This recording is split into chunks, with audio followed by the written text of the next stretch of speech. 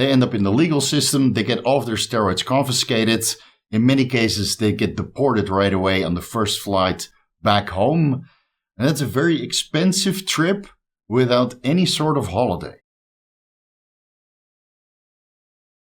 Vigorous Steve here. So I'm starting to get this question more often lately. And that's probably because the holiday season is just around the corner, it seems. Steve, how do I travel with gear? Steve, how can I continue my steroid cycle while flying abroad for my holiday? And the good old responsible Vigorous Steve, your online steroid daddy, would tell you, don't travel with gear, whether that's domestic or international. That's a liability and a legal issue waiting to happen. But that doesn't get any views now, does it? So let me be your irresponsible online steroid uncle for a bit and tell you exactly how I do it. Before we get into it, please like the video, leave a comment for the algorithm, and consider subscribing if you haven't already. You want to go abroad and you want to bring your steroid with you. But you can fly from a million different places in the world to another place in the world. So you really have to be on top of the legal situation in your country of origin and the country that you're flying to. If you're flying to Sweden, for example, or Australia, or another steroid-phobic country, don't bring any gear. And even if you have a prescription for your testosterone, aromasin, or ACG, or whatever else you're running as part of your TRT plus protocol, as long as you have a prescription, legally you should be able to import the products that you're using for medicinal purposes, but only up to a certain amount. And every country has different regulations regarding how much testosterone, aromasin, and ACG you can fly in. And keep in mind, it might still vary between country to country. Testosterone might be approved, but aromasin might not be approved. You have to make sure that you get your prescription from a renowned clinic. So if you get your prescription from some wishy-washy cookie-cutter hormone replacement clinic that isn't available for a phone call when you fly abroad, you get checked, your luggage gets searched, and the customs officer isn't able to verify your prescription from the doctor or the clinic that you got it from, then you're in a world of pain because you already entered the country. You already passed through passport control. You're legally in that country. And if they can't verify your script, you're going to be stuck at the airport for a minute or a couple days, right? It highly depends on which country that you're flying into. Some countries are going to be way more strict than others. So you really have to be on top of your prescriptions and the legal system of the country that you're flying out of and the country that you're flying into. You need to know exactly how many doses of each product you can legally bring with you and obviously how many you're going to need. So if you're flying for 6 months, you have a one-way trip and you're going to stay in this country for 6 months, but you can only bring a 3-month supply, then you're going to have to change your script in this country and make sure you get adequate amount of product after you arrive. So for a short-term holiday, that's not going to be an issue. Let's say you fly for 2 weeks, you have a script, you run 1 cc of testosterone cypionate per week, you bring 2 cc's with you, or 1 vial, or maybe 2 vials of Pfizer testosterone cypionate, because I believe they're only produced in 1 milliliter vials nowadays. So if you go for 2 weeks, you use 1 milliliter test sip per week, you bring 2 milliliters with you. If they ask you for your script, you present that, you present all of your packaging, you explain that you need this for medical purposes, and 99 out of 100 times you should be able to walk through customs hassle-free. But if you're on a true proper steroid cycle, there's obviously no script for trenbolone acetate or masteron propionate. And, well, I don't know anybody that has a prescription for primobolan enanthate because we all use that for off-label purposes. And there's a very select few countries where methanolone enanthate is still available as a pharmaceutical. But luckily for us, all of the steroid esters are self-tapering. And even if you're injecting trenbolone acetate every day, trenbolone acetate brewed in MCT oil and you're solely pinning your deltoids, the thin oil and this particular muscle groups allows for very fast absorption of the trenbolone acetate, shortening its half-life. So instead of a half-life of, let's say, 3 to 5 days, this particular strategy would result in a 2-day half-life of trenbolone acetate. Again, the carrier oil and the injection site highly plays into the half-life of the steroid ester that you're using. Even in this extreme scenario, because they're self-tapering, you can multiply the half-life 5 times for its active life. So even if the half-life is only 2 days, You get a 10-day active life, plus some of the metabolites that these steroids convert into might potentiate a little bit of anabolism as well. And these metabolites have their own active life, resulting in an even longer anabolic activity even after the last injection. So let's say you're on a proper cycle, testpropionate, trembolone acetate, masteron propionate, methinolone enanthate, and maybe even a couple orals on top. You should be good for at least 2 weeks without any injection. You don't even bring tests. You don't bring anything else. All of these steroid esters are self-tapering. The anabolic processes have been initiated. The steroid esters are metabolizing. The active life is quite long. You should be good for 2 weeks. And if you're only going on holiday for 2 weeks, you just leave all of that shit at home. You're taking a break from hardcore bodybuilding. You're taking a break from pinning. Go enjoy your holiday. You don't have to worry about traveling abroad or even domestic, right? There's a lot of steroid-phobic countries where you can't even travel domestic with gear because the security at the airport is so cumbersome and so lengthy. And you have to go through all kinds of security checks before you're even at the plane. Just leave it at home. It's self-tapering. Rest. Relax. Bring some torkesterone if you're worried about it. It can potentiate a little bit of anabolism and keep you going after you've discontinued the injectable steroids. And otherwise, well, food is highly anabolic, and maybe you should deplete a little bit before you go on holiday and then get into this sugar rush, this secretion of insulin for 2 weeks, 3 weeks. That will keep you pretty anabolic, full, dense, and hard. You might spill over slightly, but fuck it. It's holiday, dude. Relax. Now, if you absolutely need to bring your gear because you're on a contest prep, still don't bring your gear. There's always a source at your country of destination. You come to the airport, you pass through security worry-free because you didn't bring anything. Your steroids are self-tapering. Instead of going to your hotel, you drive to your nearest gym and maybe you contacted the gym bro well in advance to hook you up.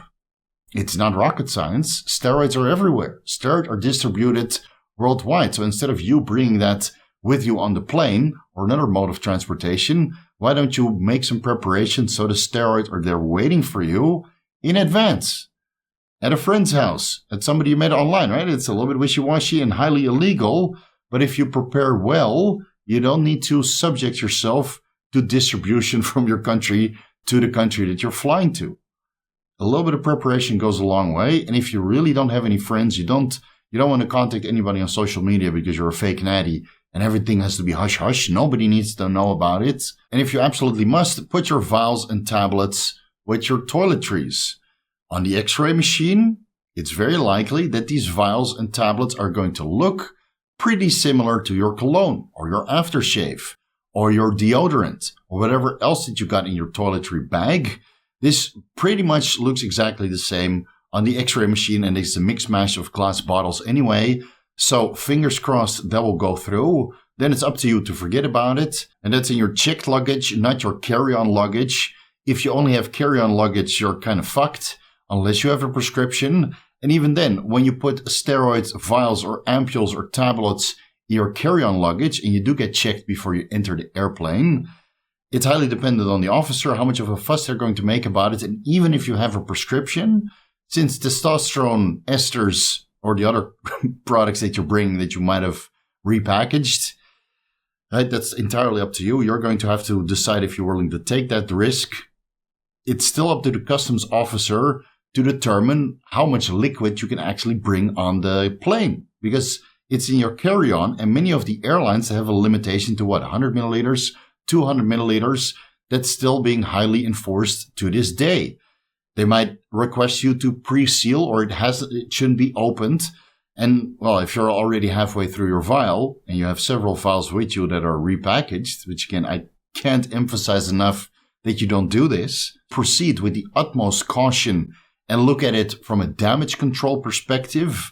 Look at all your options. Look into all the ways it could potentially go wrong and what the ramifications are going to be when it does go wrong. Most likely, it's not going to be worth it to travel with any kind of performance-enhancing drug that you don't have a prescription for. I've heard the horror stories over and over again. Guys that travel with gear, they put it in their carry-on or even in their checked luggage. They don't mask it well. They arrive at their country of destination. They didn't check the local laws and how cumbersome it would be to undergo this process of importing illegal anabolic androgenic steroids without a prescription. They end up in the legal system. They get all of their steroids confiscated. In many cases, they get deported right away on the first flight back home. And that's a very expensive trip without any sort of holiday. Still, if you absolutely have to keep your testosterone levels in range, the last option that you have is testosterone undecanoate, Nebido, produced by Bayer. And I believe that several underground labs also have testosterone undecanoate on their list. So if you can't get Bayer Nebido, you can still find it on underground labs. And before you use Nebido, before you go on holiday, there's a fair warning in place. If you follow the generally recommended protocol of 4 milliliters Nebido, which is 1000 milligrams testosterone undecanoate in a single administration in either one of the glutes, you will aromatize in the first week following this injection tremendously. Your serum estradiol levels will be way higher than expected. So what I recommend everybody to do, instead of injecting Nebido in a single shot, not even 2 milliliters per glute, so that's 4 milliliters in one day, but it's 2 milliliters in the right glute and 2 milliliters in the left glute, 500 milligrams testosterone undecanoate per site.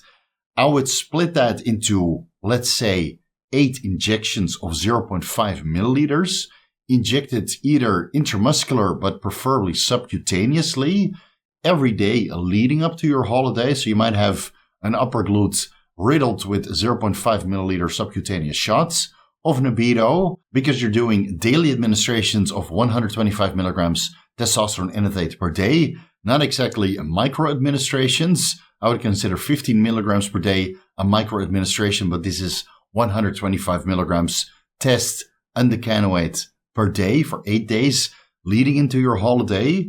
At least this will keep serum concentrations quite stable, albeit that they're going to taper upwards. Aromatization should be minimized to a certain extent, and whether you control the aromatization with a dihydrotestosterone derivative that you were running before going on holiday, or you're using a medical aromatase inhibitor in the form of aromacin or Arimidex, that's entirely up to you. Just don't bring anything with you.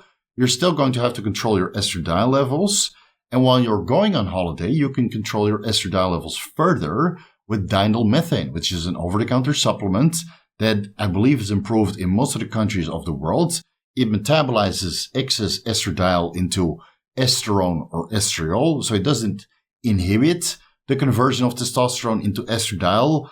Instead, it metabolizes the excess estradiol into something else that's reasonably benign. You can bring that with you after this Nebido front-loading process before your holiday.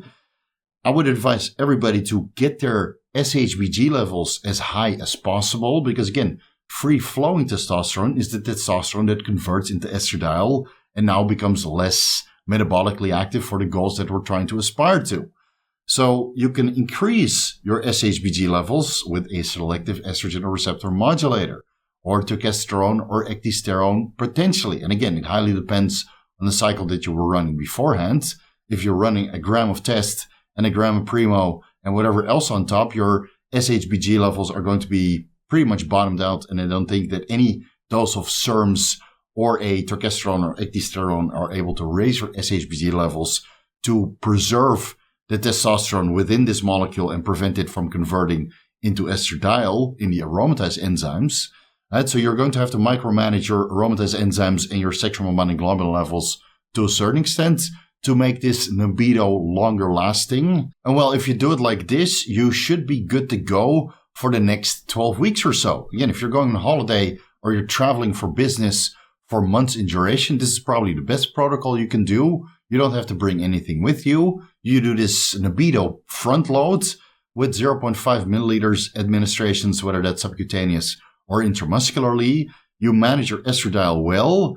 This will be self-tapering over a period of 12 weeks. Of course, at the 12-week mark, you'll pretty much be androgen deficient, unless you're able to source something in your country of destination. You have a couple gym bros or maybe a pharmacy. Or right, if you come to Thailand, you can just buy steroids at the pharmacy. You don't need to bring anything if you're coming to Thailand, please.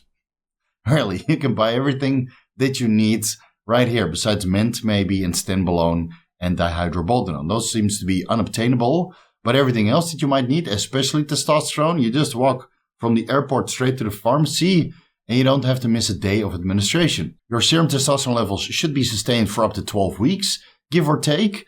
And of course, the steroid cycle that you were on before your holiday, those steroid esters are self-tapering. So you should still feel pretty good for the first 2 weeks or 4 weeks even. As these steroids are metabolizing, you can still make good progress if you're on top of your nutrition and your training, or at least sustain what you've built on cycle, assuming that you're not eating like an asshole and really go overboard on the alcohol, which will literally melt the muscles that you've built on your off-season or contest prep or cutting phases before you went on holiday. That's probably the most deleterious thing for your physique you can do on holiday, is drink a bunch of alcohol.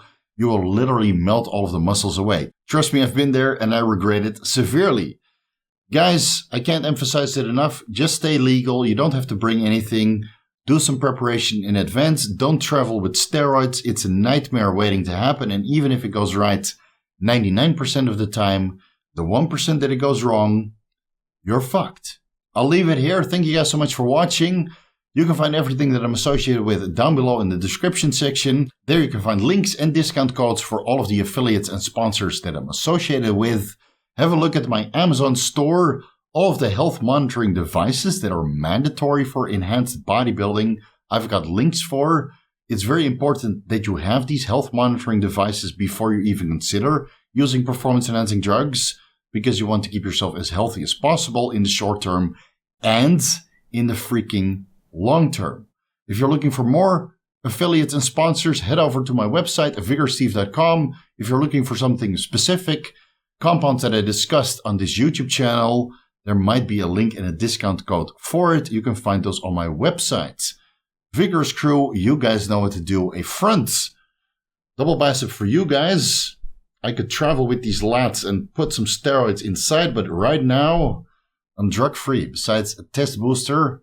And actually, I'm doing quite well. I'll leave it here. Thank you guys so much for watching, and I'll see you in the next video.